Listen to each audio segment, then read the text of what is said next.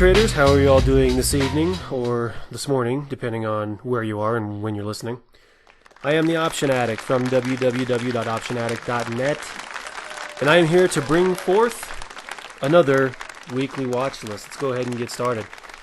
So from a market perspective, I am going to go out there and tell you that I think things start to get a little bit easier from here. Bullshit! We're starting to slowly work our way out of earnings season, and I think the recent rally that we've seen in stocks has died down to a point.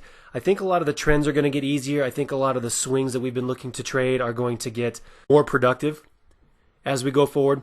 This week in particular, I mean, as far as news and as far as what's going to move the market, I mean, we are going to get, what I consider to be our last leg of earnings announcements, but I mean, they really aren't coming from any super enormous important companies.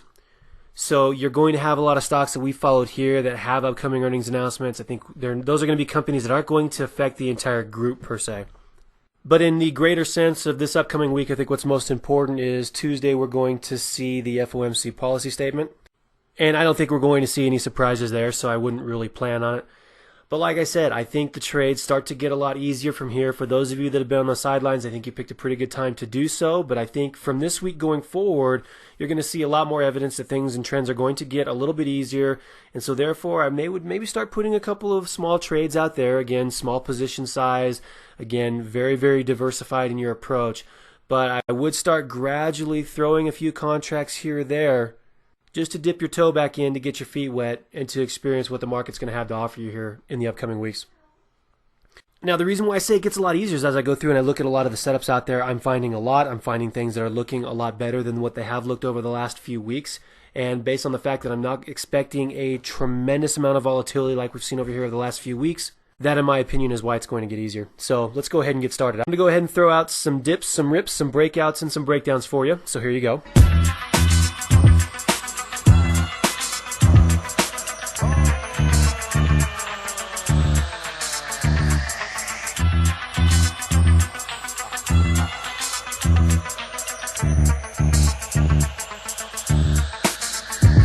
And for those of you that are wondering what that all means, basically in the context of an upward trend, I like to buy dips. In the context of a downward trend, I like to sell rips or buy puts. And breakouts and breakdowns are stocks that I'm looking to either make new highs or make new lows. Nice! Just in case you were wondering.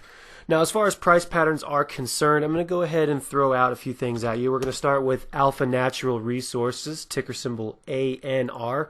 I'm going to clear some of my studies out of here so we can get a bigger picture. What I'm looking at here on Alpha Natural is a head and shoulders, and what I'm looking at is potentially anticipating the start of this last shoulder here. Now, with the exception of Friday, we've seen this last rally die off on some really weak volume. Now, that's what I like to see. So if prices start to roll over from here and volume starts to pick up on the downside, I think you got a pretty good opportunity to get short and ride this at least down to support, if not through the break and to the eventual target price, which would suggest a monster move in the stock. Next is GHDX. Now, I tried to filter out some of the stocks that have earnings announcements coming up, but I don't think you can really ignore this pattern. We had the nice little breakout that occurred here on Friday. We did so on increasing volume, which suggests this is a pretty good item here. Not to mention it comes from an industry group, which in my opinion is very much in favor. So this is definitely a stock of interest. I'm not going to tell you how to react on this one here because, again, I think this could be a gamble. But if you took a very small position, I wouldn't be mad at you. Next, I'm going to look at the Intercontinental Exchange. Exchange stocks are getting beaten down, and I think that's because the overall market volume, I think a lot of the exchange volume, transactions, commissions, I think that's starting to lighten up here a little bit for some of the exchanges. I like the Intercontinental Exchange because I think this is, in terms of its competitors, a much better setup and easier to manage trade, using this old support line as a place to set a stop, and hopefully we see this fall to test the lows.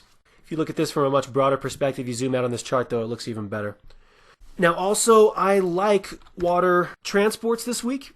The Baltic Shipping Index has been consecutively down for several weeks now, and what you're seeing out of stocks like Frontline and a few others I'm going to throw out at you, like TBSI and dry ships and whatnot, these stocks are looking like they're ready to fall off a cliff. Now, I like Frontline here. We had a huge sell-off on Friday, and we did so on one of the top volume days we've seen out of this stock. If it breaks the neckline here at 60, we're looking at about a 12-point move to the downside, which I'm very much in favor of. Not to mention dry ships, which we were watching the triangle on. It broke to the downside, retested the apex and now it's rolling back over. I think you can get short that here fairly easily. Let's look at a couple others here. I've got a lot of energy names on the radar this week because I still think there's some downside movement to be had. I'm looking at CHK. This is right in front of an earnings announcement, so again, you might want to wait until after that event to see exactly which way this one breaks, but in the context of this downward trend, I like this flag. If it were to break to the downside here, I could see about a 10, and I'd say about an 8-point movement in the stock going forward. Next, in the land of solars, I'm just going to reiterate that LDK is still on my list. And in terms of agriculture stocks, I'm looking at this as a potential triple top in CF Industries. Looking at it at resistance here, I think it's a pretty easy short with about a 25-point move to the downside with the stop easily managed right in the realm of about 170, give or take. Next is TSU. I'm looking at this. Yeah, it's a cheap stock, but I like the pattern here, the descending triangle. It just rallied up to resistance and it rolled over big time. Big 5% sell-off. Plus, once the bottom gives out on this stock, I think we have a lot of movement to the downside that we're yet to see. So, another pattern to keep on the radar. Next is THRX. And I've got a couple small caps on the list this week, which you may or may not enjoy. I like this here because we've got the bull flag, we've got the breakout, and we didn't have super enormous volume, but we had average volume, at least maybe a little bit better than average volume. So I like this pattern. I definitely like the group. Speaking of the group, looking over at healthcare stocks, I think you got to keep an eye on Molina. Very, very strong earnings and outlook, and I've got the nice little cup and handle here, so a break above 30, and I want to get long this stock. Also, in terms of United, kind of a similar setup here, where once it breaks above about, let's call it maybe 28.5 or so, I think we fill this gap. This stock sees 30 easily. Next, the only financial I'm going to look at this week is Lehman because I like the pattern here. I happen to be short Lehman, and I'm right about at my stopping point here, so if this stock breaks above 20, though, I think we could see a pretty sharp movement to the upside. So in terms of financials, I think there's a lot of opportunity out there, but I think you have to manage your risk very tightly, and you have to be monitoring these things like a hawk because there's going to be a lot of great moves out there. Just a couple more here. ESV, I still want to reiterate, this is on the radar. It's been bouncing around support here at 70, but a good, strong crack below that with some volume, and it's time to go all in. I also got CRZO. Carrizo Oil and Gas. I'm looking at this from a bear flag perspective, about a 10-point move once it corrects. And last but not least, Target. I've got a symmetrical triangle on this one. I think it'd be a continuation of this downward trend if it breaks support. See about a 5 to 6 point move, which is not too bad. Anyway, so in terms of the theme here, you can't debate there's some really good short opportunities in energy. Again, also in coal stocks, some agriculture stocks, and in the dry shippers. In terms of what I like to get long here, of the online brokers here, the online brokers are looking sweet.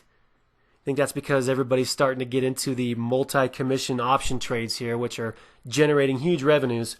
And I also like healthcare. So those are the things I'm sticking to this week. If we see any changes, we'll be updating those daily.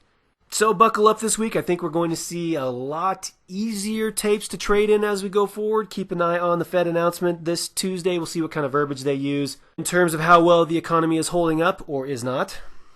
But I think this list is going to treat you very well in the meantime. So make sure you continue to position size, diversify, and manage your risk accordingly. We'll make sure to catch a few profits in the meantime. This has been the Option Addict. That's been my watch list. Thanks for watching. Few players recall big pots they have won, strange as it seems, but every player can remember with remarkable accuracy the outstanding tough beats of his career. Seems true to me, because walking in here I can hardly remember how I built my bankroll, but I can't stop thinking of how I lost it.